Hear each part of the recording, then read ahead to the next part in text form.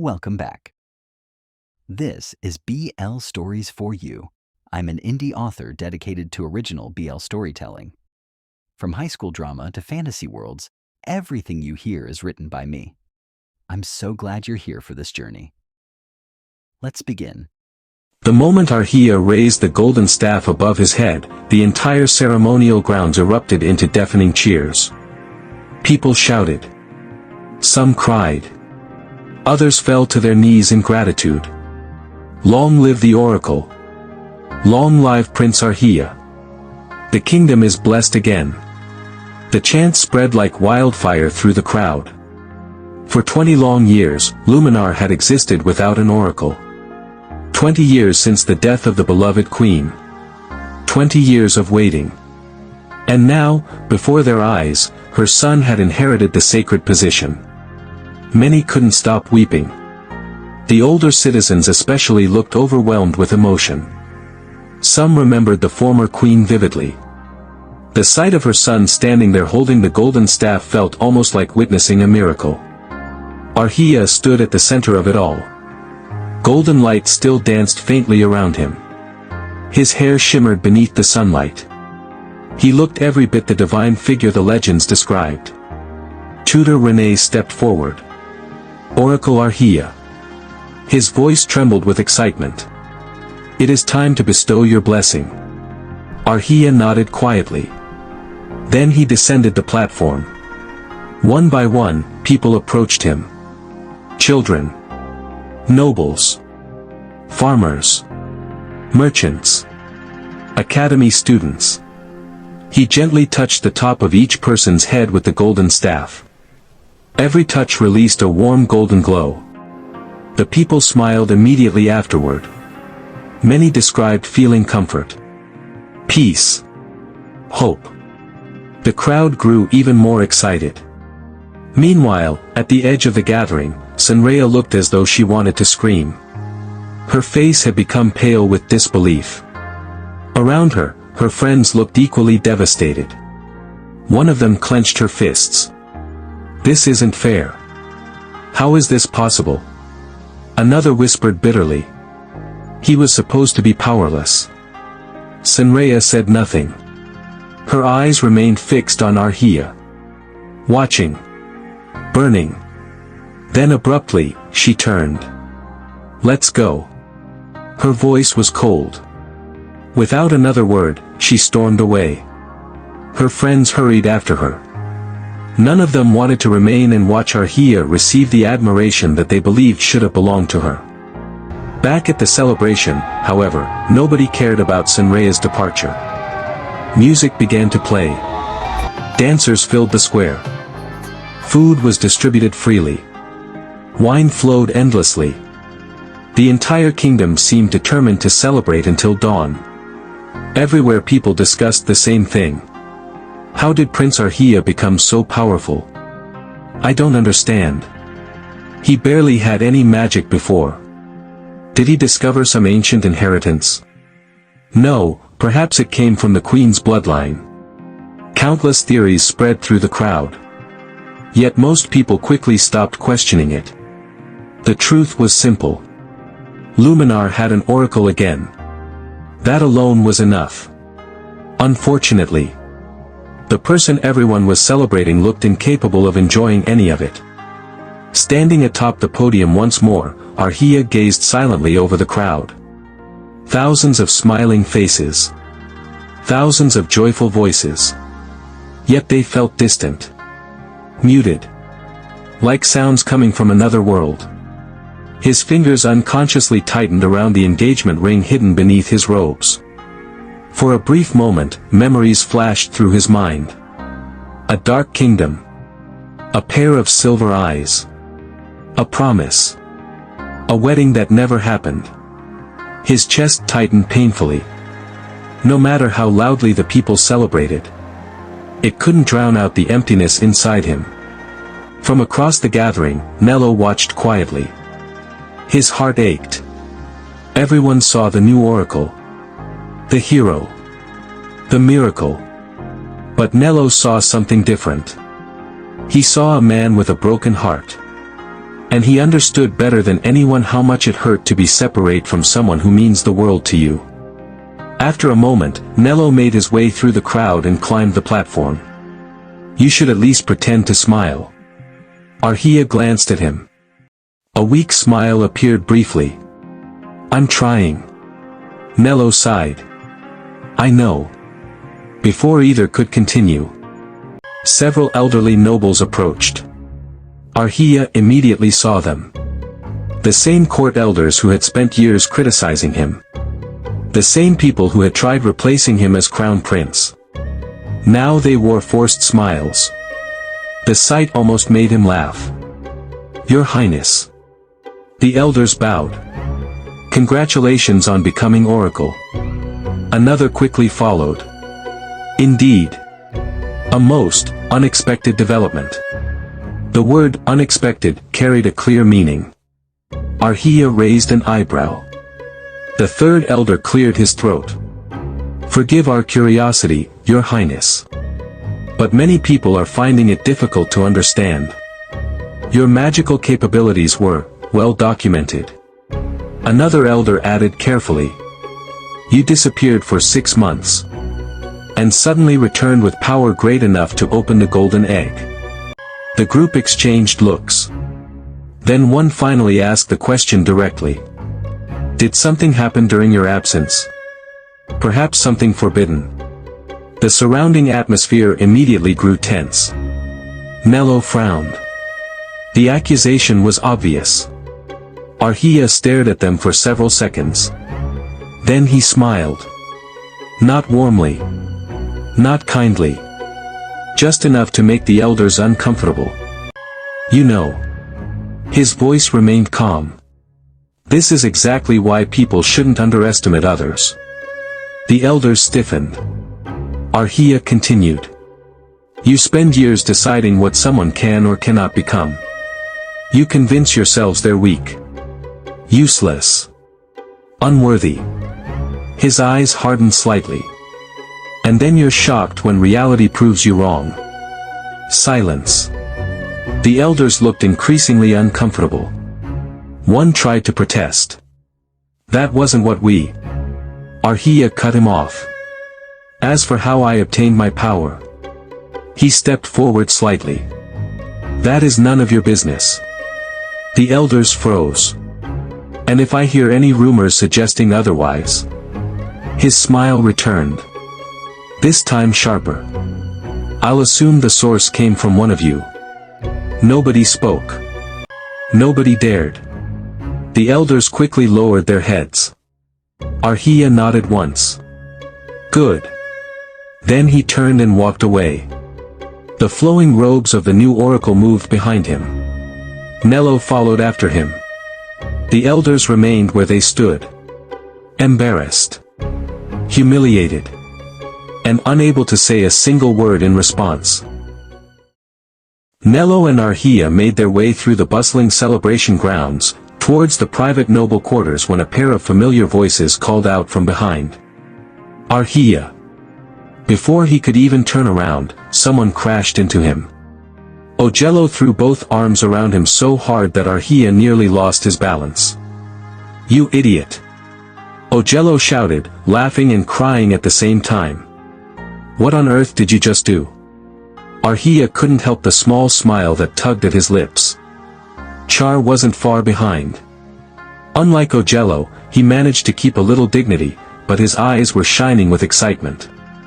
No, Char said, shaking his head in disbelief. We need to talk about what just happened. He pointed dramatically toward the ceremonial grounds. You. Then toward the golden staff. The oracle. Then back at Aarhiya. You. Ogello immediately jumped in. Do you know how Sanrea looked when that staff flew into your hand? Nello already looked like he knew where this conversation was heading. Ogello clutched his chest and put on an exaggerated expression of horror. Impossible. Char burst out laughing. That was literally her face. It was. Ogello insisted. For the first time that day, a genuine smile appeared on Aarhiya's face. Small. Brief. But real. Seeing it made Ojello and Char even happier. There, Ojello said proudly. That's better. He crossed his arms. For years they called you weak. For years, Char added. They mocked you. They insulted you. They acted like you were worthless. Ojello shook his head. And now look at them. They all bowed. Even Sinrea. The memory clearly brought them immense satisfaction. I've never seen her look so defeated. Ojello slapped Aarhiya's shoulder. You completely crushed her. Nello quietly watched the interaction. He could tell Aarhiya appreciated seeing his friends again. Yet there was something missing. The excitement everyone expected from him simply wasn't there. Char tilted his head. Actually. His eyes narrowed. How did you do it? Ojello immediately pointed at him. Exactly. Both of them leaned closer. You disappeared for 6 months. You came back. You opened the golden egg. You became the Oracle. You suddenly have enough power to shake the entire kingdom. They stared at him suspiciously. What happened? Aarhiya immediately looked away. The smile disappeared. The question hit closer than they realized. His chest tightened. Ojello and Char were too excited to notice. Come on, Ojello said. We're celebrating. Absolutely, Char agreed. He pointed toward the city. The taverns are already overflowing. Everyone's drinking. Everyone's talking about you. Ojello smiled. You're coming with us. No excuses. We need details. Every single detail. What happened during those 6 months? Did you meet mysterious masters? Fight magical beasts? Discover an ancient secret? Aarhiya stared at the ground for a long moment. Then he took a deep breath. I'm sorry. The cheerfulness immediately faded from both men's faces. Char said. Aarhiya forced a smile. I don't really feel like drinking. Ojello and Char just stood there for a moment, blinking at him like they hadn't heard right. Wait, Ojello finally said, scratching his head. Did Aarhiya just refuse a drink? Char let out a short laugh, half in disbelief. No, that can't be right. You've never turned us down before. Not once. Not even when you were half dead tired from training. Ojello nodded quickly, pointing at him like he needed to jog Aarhiya's memory. Exactly. And today of all days? This is the day, man. You're the Oracle now. People are literally bowing to you outside. This is what you've always wanted, respect, recognition, all of it. Char leaned in a little, studying Aarhiya's face more carefully now. So what's wrong with you? You don't even look happy. That question landed heavier than they probably intended. Aarhiya stayed quiet for a moment. When he finally spoke, his voice was softer. You wouldn't understand, he said simply. Char frowned. Try us. Aarhiya gave a small, tired smile, but it didn't reach his eyes. So much happened in 6 months, he continued slowly. Things I can't even begin to explain in a few words, or maybe even at all. Char's expression shifted slightly. Is it that bad? Aarhiya didn't answer immediately. His gaze drifted past them, somewhere far beyond the palace walls, like he was seeing something they couldn't. What I thought would make me happy, he said after a while, voice low, doesn't feel like happiness anymore. That made both Ojello and Char go quiet. He exhaled lightly, almost like the words hurt to say out loud. It's something else now, he added. Anne. I would do anything to go back. Ojello opened his mouth, then closed it again, clearly unsure what to say. Char tilted his head slightly. Back to what? Aarhiya shook his head faintly, cutting him off without being harsh. It's not something I can explain, he said again, a little more gently this time. Then, after a pause, he added, I will drink with you, just not now. For the first time, there was a small warmth in his tone, an attempt, at least. But it still felt far away. He gave them both a last look, a quiet one that held too many unsaid things, then turned away. Nello immediately followed. Ogello and Char stayed where they were, watching in silence as Aarhiya walked off toward the royal carriage. The celebration outside was still in full swing. People lined the streets of Luminar, cheering and singing the name of their new oracle. Golden banners fluttered in the wind, and flower petals drifted through the air as the royal carriage slowly made its way back toward the palace. Inside the carriage, however, the atmosphere was completely different. It was quiet. Painfully quiet. Aarhiya sat beside his father, staring out from time to time towards the window at the celebrating crowd. Every cheer felt distant. Every smile felt like it belonged to someone else's life. Across from him, King Aurelius watched his son carefully. For the first time in years, the kingdom was celebrating Aarhiya. For the first time in years, nobody was calling him weak. Nobody was mocking him. Nobody was comparing him to Jariel. Everything Aurelius had wanted for his son was finally happening. And yet, Aarhiya looked miserable. After a long silence, Aurelius slowly reached over and took his son's hand. Aarhiya looked down but didn't pull away. The king smiled softly. I'm proud of you. Aarhiya remained silent. Aurelius squeezed his hand. Very proud. His eyes glistened slightly. You have no idea how happy I am. Aarhiya finally looked at him. Aurelius laughed weakly. Now all those old fools in court can finally shut their mouths. A small smile tugged at his lips. They spent years criticizing you. They said you were unfit. They said you would never amount to anything. His expression became fierce. But today, he shook his head. Today you proved every single one of them wrong. Aarhiya looked away again. Instead of pride, sadness flashed through his eyes. The king noticed. His smile slowly faded. Aarhiya. His voice became serious. Tell me honestly. Aarhiya didn't answer. Aurelius continued anyway. How did this happen? The question hung heavily between them. Your power. Your transformation. He swallowed. How did your powers suddenly awaken? Aarhiya's gaze hardened immediately. The warmth disappeared from his face. He slowly turned toward his father. The look in his eyes made Aurelius uneasy. You want answers? Aurelius frowned. The king became silent. Aarhiya's voice remained calm, but there was obvious hurt beneath it. I asked you questions yesterday. No response. I asked if my powers were sealed.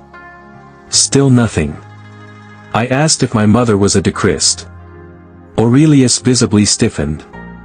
And I asked who the dechrists really were. The king looked away. Aarhiya let out a bitter laugh. But you refused to answer me. The carriage seemed to grow smaller. So why should I answer your questions when you won't answer mine? For several moments, only the sound of the carriage wheels could be heard. Finally, the king sighed heavily. The proud smile from earlier was gone. Instead, worry filled his face. Aarhiya. His voice was strained. Some truths are dangerous. Aurelius rubbed his forehead. You won't understand. Then help me understand. The king looked genuinely distressed now. Everything about his son had changed. Before, Aarhiya would have accepted his answer. Before, he would have stopped asking. Now he refused to back down. The confidence. The determination. The stubbornness.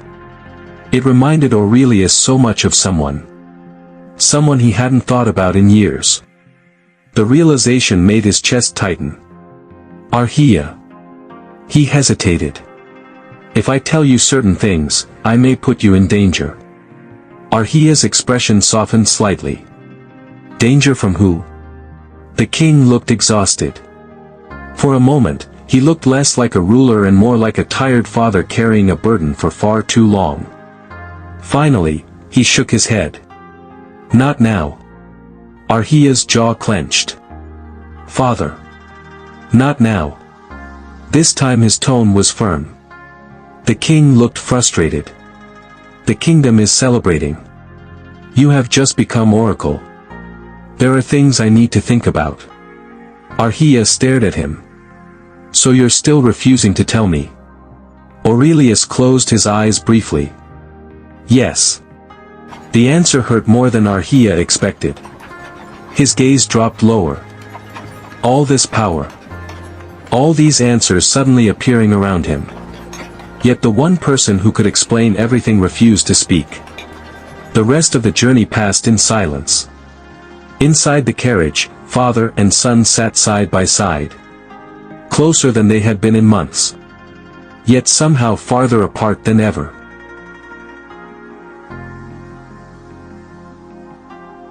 Meanwhile, in Umbreth, the morning sky remained as dark and gray as ever.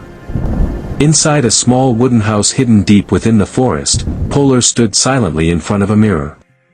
He was dressed in formal magical science robes, dark silver and black fabric embroidered with intricate runes that marked his status as one of the greatest magical researchers in the kingdom. It was clothing he almost never wore. For months, he had hidden himself away from society, refusing visitors, avoiding the capital, and burying himself in endless research. But today was different.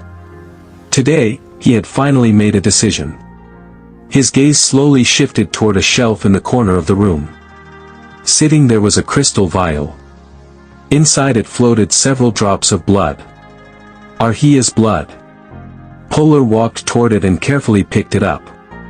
The golden liquid shimmered softly beneath the dim light. For a long moment, he simply stared at it.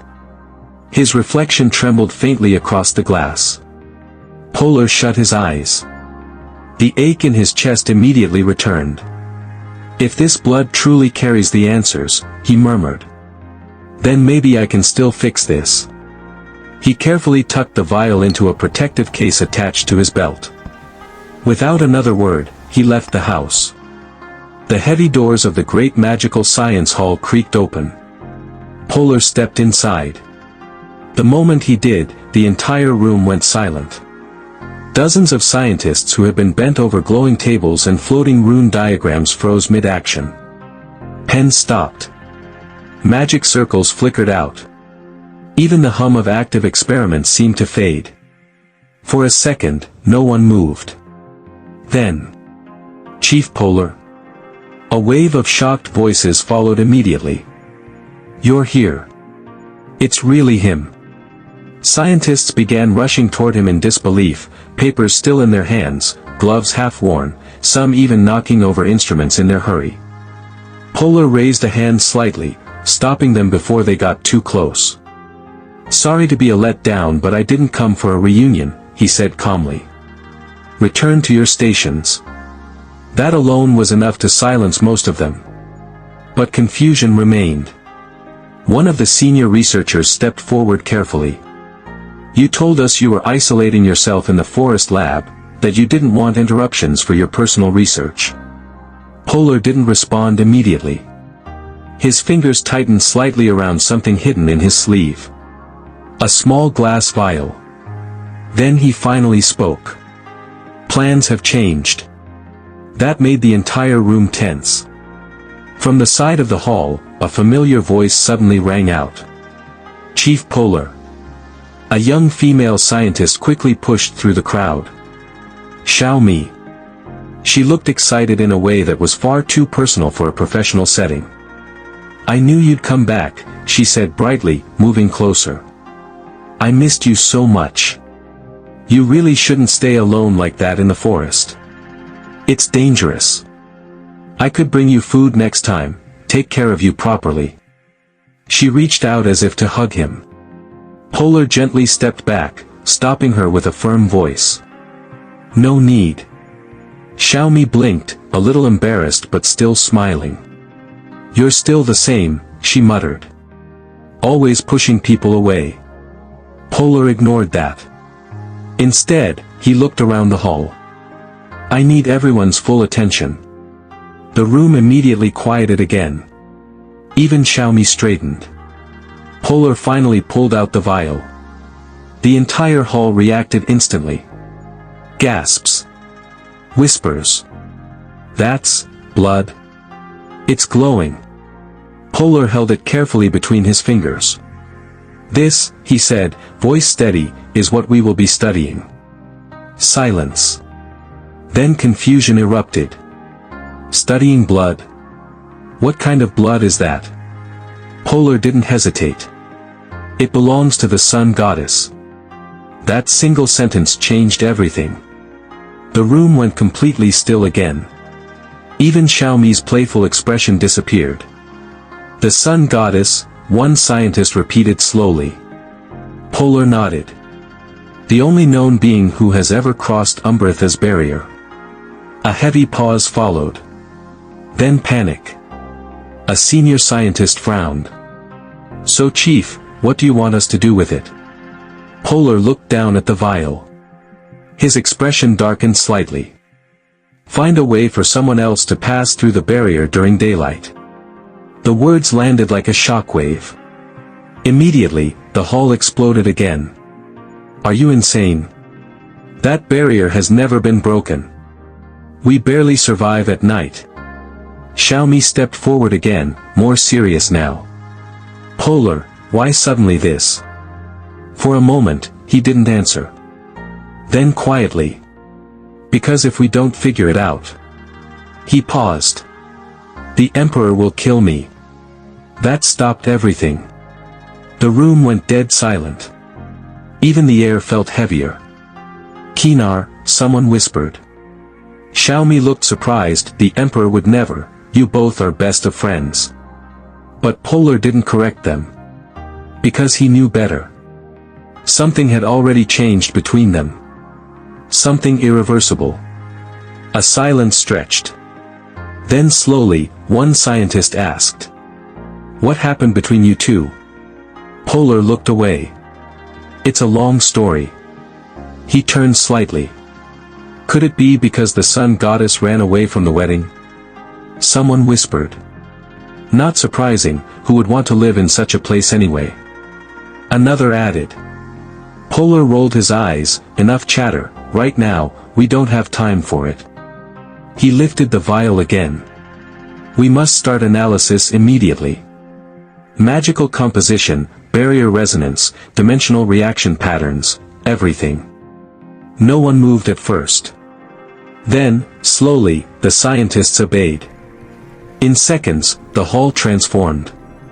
Work resumed. But this time with urgency. With fear. With hope. Xiaomi lingered beside Polar for a moment. Then softly said, we'll help you. Polar gave a small nod. Thank you. That night, King Aurelius stood alone near one of the palace windows, staring out at the moonlit gardens. For everyone else, today had been a day of joy. For him, it had been a day of fear. A soft knock came from the door. A head-maid entered and bowed respectfully. Your Majesty. Aurelius asked, still looking out the window. How is Aarhiya? The maid smiled gently. His Highness retired to his chambers early. He appeared tired after today's events. Aurelius nodded. I see. The maid bowed once more before quietly excusing herself. The moment she left, another knock sounded. His palace advisor entered. Your Majesty, Tutor Rene has arrived. Aurelius immediately straightened. Send him in. The man bowed and stepped aside. Moments later, Tutor Rene entered the room. The elderly man looked as composed as ever, though the concern in his eyes was impossible to miss. He bowed. Your Majesty. Aurelius gestured toward the door. Come. Not here. Renee immediately understood. The two men left the room together and made their way through several corridors until they reached one of the highest terraces in the palace. The terrace overlooked the entire capital. Moonlight bathed the city in silver. Most importantly, there was no one nearby. No servants. No guards. No curious ears. Only then did Aurelius finally speak. His voice was heavy. What happened, Renee? The tutor looked at him quietly. Aurelius clenched his fists. His voice trembled. What happened to the seal we placed on Aarhiya? Renee remained silent. Aurelius continued. There is no way it should have broken. His eyes darkened with worry. No way. Aarhiya was supposed to live the rest of his life without ever awakening that power. He was supposed to remain safe from it. Renee lowered his gaze. But Aurelius was no longer speaking calmly. His fear was beginning to show. Now he knows something is wrong. He keeps asking questions. Questions about his powers. Questions about the decrest. Questions about his mother. Aurelius looked exhausted. I tried to find out how he learned any of this. But he refuses to tell me. A painful smile crossed his face. He doesn't trust me anymore. For a long moment, only the sound of the wind filled the terrace. Then Renee finally spoke. There can only be one explanation. Aurelius immediately looked at him. Renee sighed. He met someone. Aurelius frowned. What? A soulmate. The king froze. Renee nodded slowly. A fated soulmate. The kind spoken about in the ancient records. Someone whose existence is so deeply connected to his own that their meeting would resonate with his very soul. Strong enough to weaken the seal. Strong enough to awaken his dormant power. Aurelius felt his stomach sink. Renee continued. And wherever Aarhiya spent those 6 months. His eyes narrowed thoughtfully. It changed him. It forced him to confront parts of himself that had remained hidden all his life. Aurelius suddenly looked pale. A terrible thought entered his mind. No. Renee immediately noticed. What is it?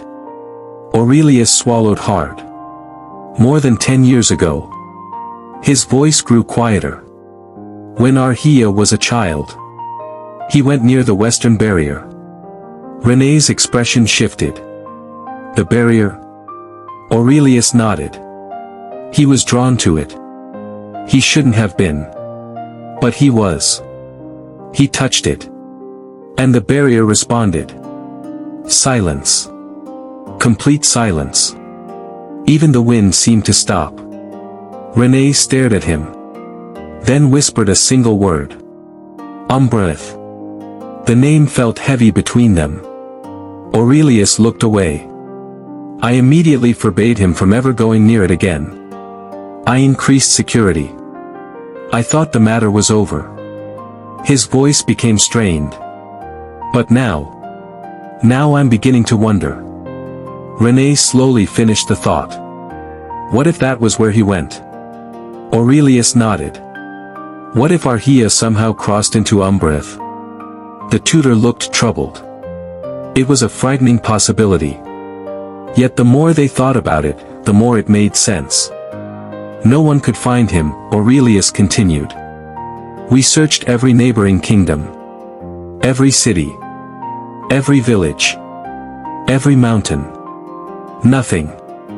Not a single trace. His eyes grew distant. But if he had crossed into Umbreth, then nobody would have found him.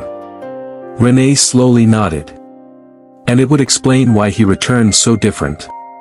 Aurelius looked genuinely frightened now. For all his power as king, he looked like a helpless father. I don't want it to happen again. Renee's expression softened. Aurelius. I don't. The king's voice cracked.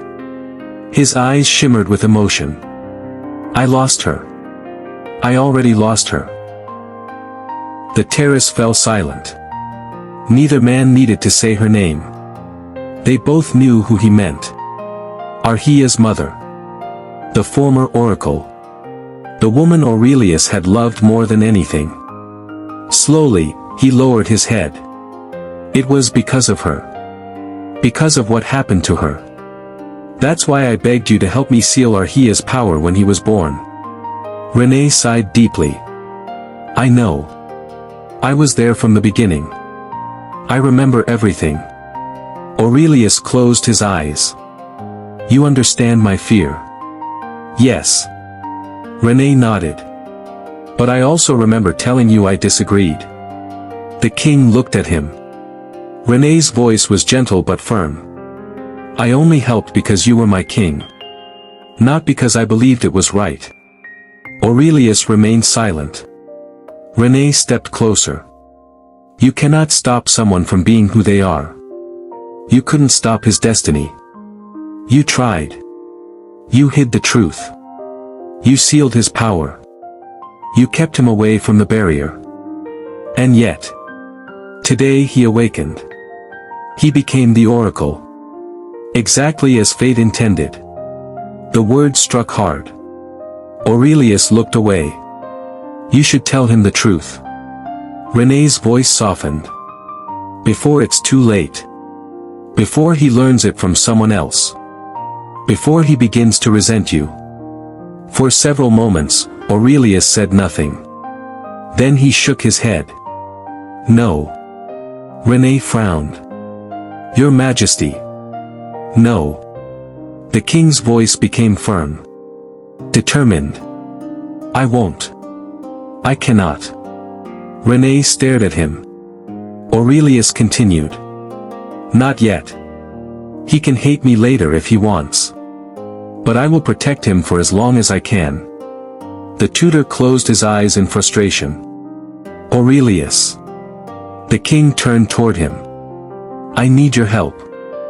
Renee already knew he wasn't going to like what came next. Help me seal the archives. The tutor's eyes widened. All of them. Anything related to the decryst. Anything related to Aarhiya's mother. Anything that could answer his questions. Renee looked horrified. You can't be serious. I am. Aurelius.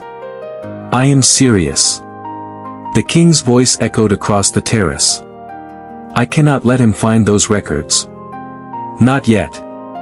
The tutor stared at him for a long time. Finally, he sighed. A long, tired sigh. You're making a mistake. Perhaps. Aurelius admitted quietly. But it's a mistake I'll continue making. Renee looked away. He knew arguing further would accomplish nothing. Finally, he nodded. Very well. Aurelius visibly relaxed. There is one more thing. Renee already dreaded hearing it. Find out where Aarhiya was. Whatever it takes. Find out where he spent those 6 months. Because if my suspicions are correct. His voice became almost a whisper. Then we are in serious problems. Everything was familiar. Yet somehow, it felt foreign. His fingers tightened around the engagement ring hidden in his palm. The ring Kaenar had given him. The ring he should never have accepted. His eyes drifted toward the distant horizon. Toward the direction where the barrier stood. Toward Umbreth. A tear slipped down his cheek. I miss you. His voice was barely a whisper. I miss you so much, Kaenar. More tears followed. No matter how hard he tried, he couldn't stop thinking about him. His smile. His stubbornness. The way he would always look at him as if he were the most precious thing in the world. I should forget you. Since I'm not the one you really love. A broken laugh escaped him. But I can't. His shoulders trembled. I really can't. Far away, beyond the barrier. In Umbreth. Kaenar sat upright. The room was dark. The servants had long since retired. Even the candles had burned low. But sleep refused to come. His gaze remained fixed on the large window overlooking the kingdom. More specifically, the barrier. The same barrier that had taken Aarhiya away from him. The same barrier that now separated them. His chest hurt.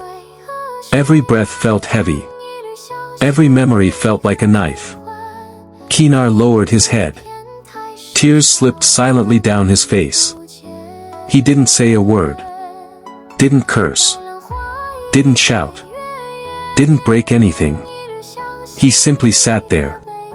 Alone. As his heart slowly shattered. The next morning arrived far too quickly. Aarhiya felt someone shaking him. "Your Highness. Your Highness." The voice sounded distant. He groaned, pulling up his blanket. "Todi." The room suddenly became quiet. Aarhiya blinked sleepily. "Todi, just 5 more minutes." The woman froze. Aarhiya finally opened his eyes. His heart immediately sank. The person standing beside his bed wasn't Todi. It was Luminar's head maid. The woman looked both confused and concerned. "Your Highness." Aarhiya sat up slowly. Reality came crashing down once again. He wasn't in Umbreth. He wasn't in Kaenar's palace. And Todi wasn't here. His chest tightened painfully. Images flashed through his mind. Todi dragging his blanket away every morning. Todi scolding him when he skipped meals. Todi fussing over his clothes. Todi staying beside his bed when Lenrea's curse nearly killed him.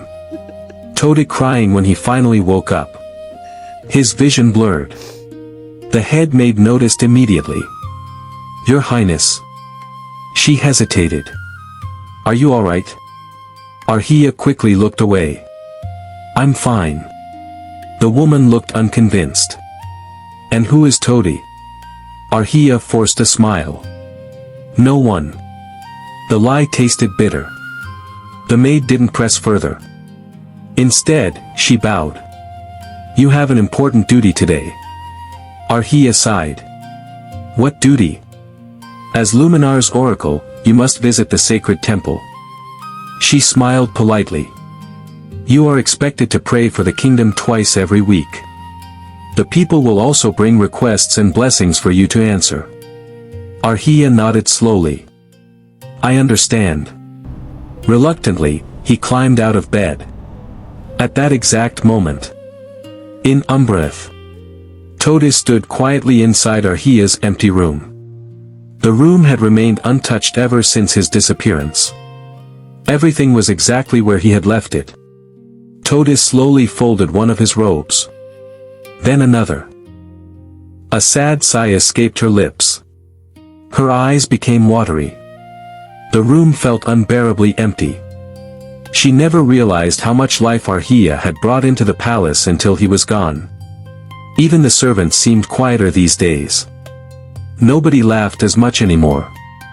Nobody snuck alcohol into the kitchens. Nobody caused harmless trouble. Todi gently sighed. "We all miss you." Back in Luminar, Aarhiya finished dressing. His robes shimmered beautifully in the sunlight. Any outsider would think he looked magnificent. But inside, he felt hollow. Nello was already waiting outside. The two quietly walked through the palace together. Neither spoke much. Then Aarhiya suddenly stopped. Ahead of them stood a group of young maids. The girls were giggling and chatting among themselves. The moment they noticed him, they immediately straightened. "Oh. It's His Highness." They quickly bowed. Aarhiya stared at them. His smile slowly faded. Again. He remembered Umbreth. The maids who used to gather around him. The girls who taught him gossip. The servants who sulked whenever he cheated during card games. The nights they secretly drank together despite palace rules. His chest tightened. He lowered his head and continued walking. Nello watched silently. His heart hurt too.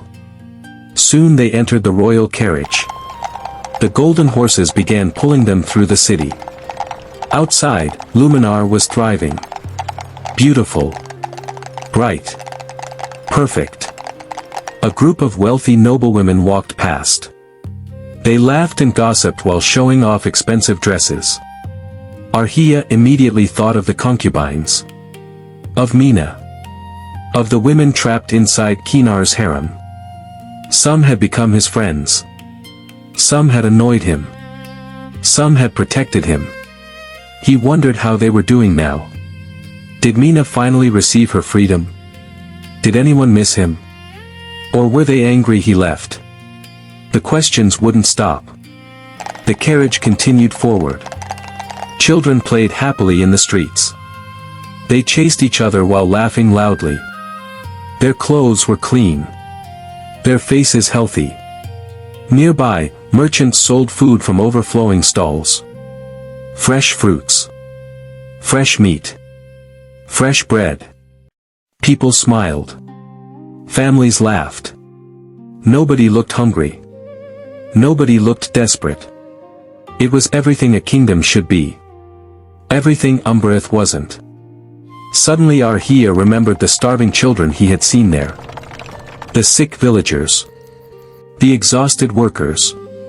The people who survived every day hoping for a better tomorrow. The people who still believed Kaenar would save them. His vision blurred. Before he realized it, tears were running down his face.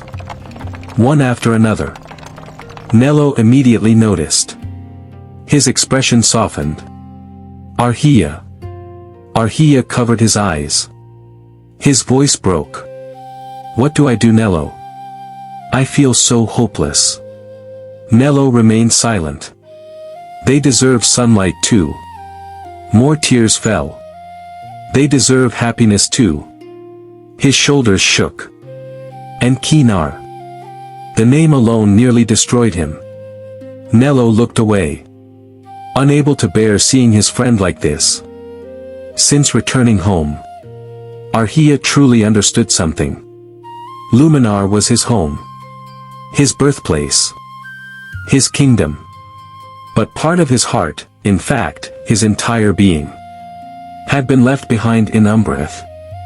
And no amount of sunlight could fill the emptiness that Kaenar's absence had created. The carriage eventually slowed. They had arrived.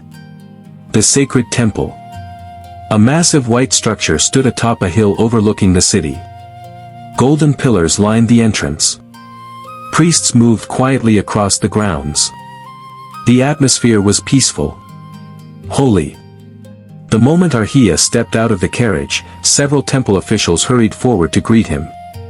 But before they could begin escorting him inside, his attention was drawn elsewhere. A short distance away stood a group of students from the Royal Magic Academy. They were gathered together discussing something enthusiastically. One voice stood out. Have you read the reports about Umbreth? Another student nodded eagerly. The Dark Emperor? A third student scoffed. Emperor Kaenar is terrifying. People say he's ruthless. I heard he burns people alive. Someone else laughed. They say he's the ugliest ruler on the continent. Another chimed in. And probably the most dangerous. The students continued gossiping. Completely unaware that someone was listening. Aarhiya froze. His hands slowly clenched. His jaw tightened. Every word felt like a blade. Ugly. Dangerous. Ruthless. They didn't know him. None of them did. They had never seen the Kaenar who stayed beside his bed while he was dying. The Kaenar who secretly worried about starving citizens. The Kaenar who looked at him as if he were his entire world. Unfortunately, he was once like them. He didn't know better. Aarhiya lowered his head. His fists trembled. Beside him, Nello noticed immediately. He understood exactly what had happened. Without saying a word, he gently placed a hand on Aarhiya's shoulder. Aarhiya looked at him. Nello forced a sad smile. "You have to forget." Aarhiya stared at him. Nello continued softly. "It's the only way. We have to move forward. We have to think of everything that happened there as a dream." Aarhiya's eyes immediately filled with tears. "A dream?" His voice sounded broken. Nello nodded. "It hurts, but I can't." The words came out instantly. Firmly. Without hesitation. Nello fell silent. Aarhiya looked toward the distant horizon. Toward the direction of the barrier. Toward Umbreth. His voice trembled. "I can't forget. How am I supposed to forget? I left my heart there." His eyes shimmered. "My heart. My soul. Everything." His voice cracked completely. "There is no way I can forget him." Nello looked away. Unable to meet his eyes. Because hearing those words only reminded him of his own pain. Aarhiya slowly turned toward him. His expression softened. Then he quietly asked, "What about you?" Nello froze. Aarhiya continued. "Can you forget?" Silence. Heavy silence. Nello opened his mouth. Then closed it again. Because he couldn't answer. Because the truth was too painful. Because every time he closed his eyes, he still saw Polar. Both of them would never really forget. Finally, they arrived at the main temple. Waiting at the entrance was a group of temple servants dressed in simple white robes. The moment they saw Aarhiya, they immediately bowed deeply. "Greetings, Oracle." Aarhiya still wasn't used to hearing that title. It felt strange. Almost unreal. One elderly man stepped forward.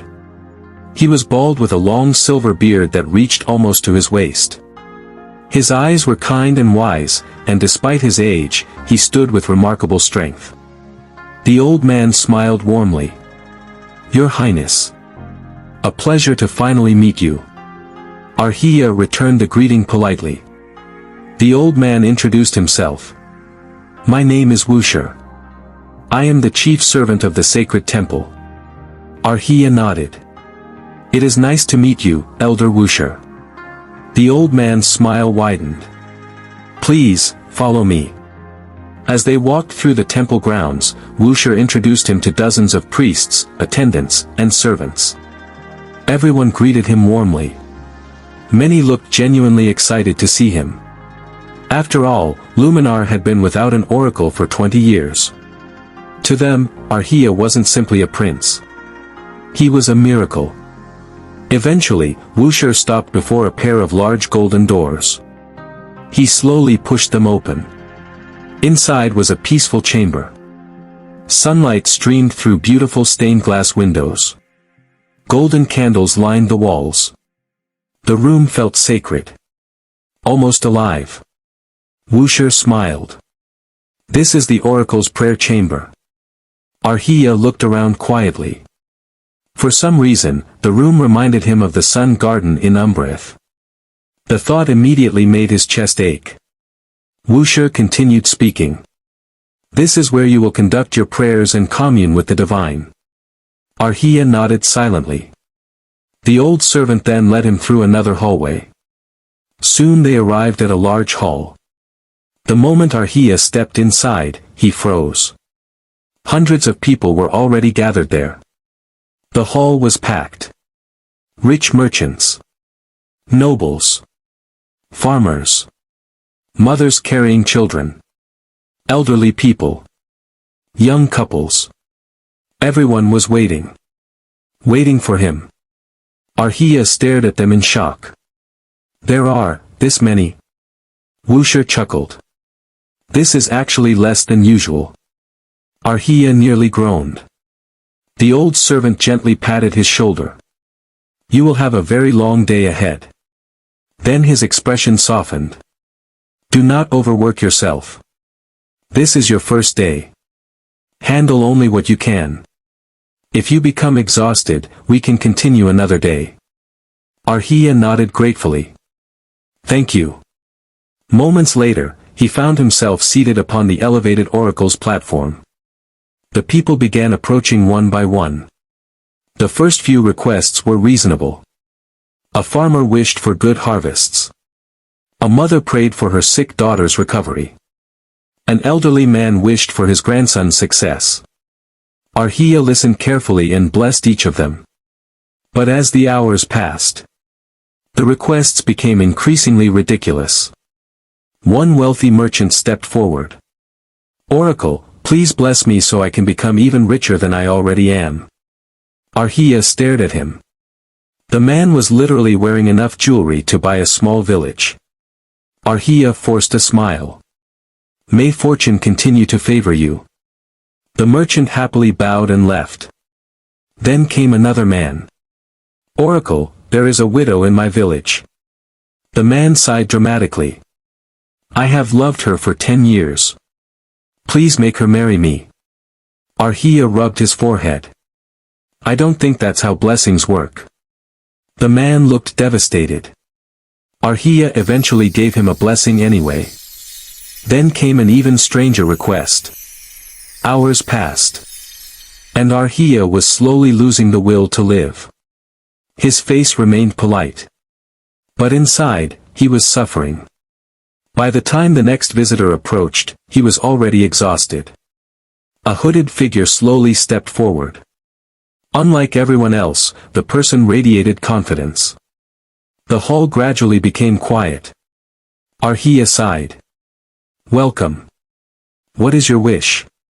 The hooded figure stopped. For a moment, they said nothing. Then a familiar voice echoed through the hall. I have a wish. Aarhiya immediately froze. He recognized that voice. Slowly, the figure reached up and removed the hood.